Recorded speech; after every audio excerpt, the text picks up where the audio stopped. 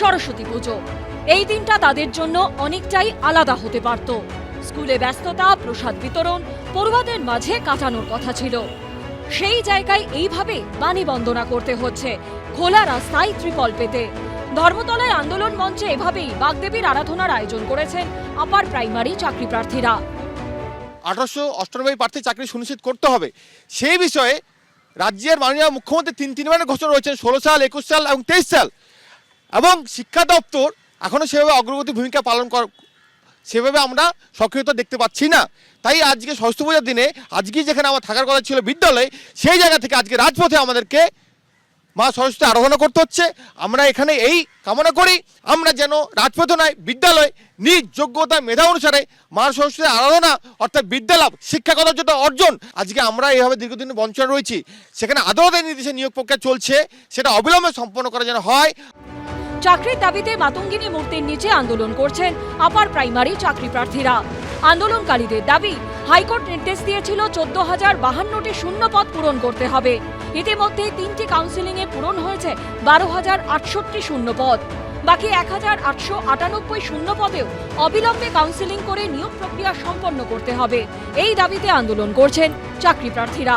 সোমবার তাদের আন্দোলন পড়েছে 774তম দিনে। সৌভিক মজুমদারের রিপোর্ট, এবিপি আনন্দ, কলকাতা।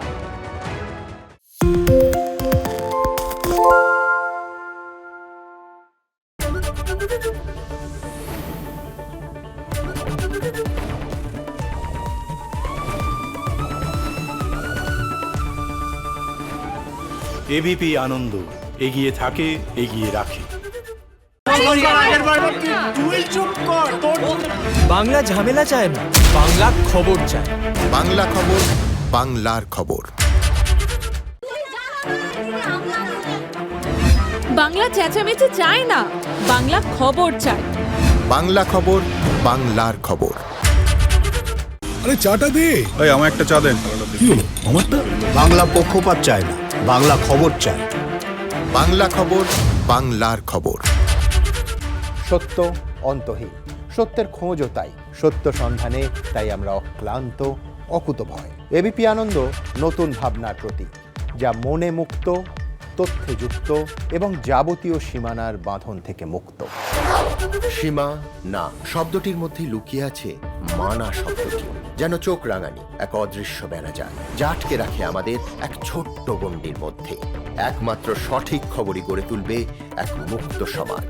সেই জগৎ গড়ার লক্ষ্যে কোনো সীমানার ঠুকুটি আমরা মানব না। এবিপি আনন্দ, এগিয়ে থাকে, এগিয়ে রাখে।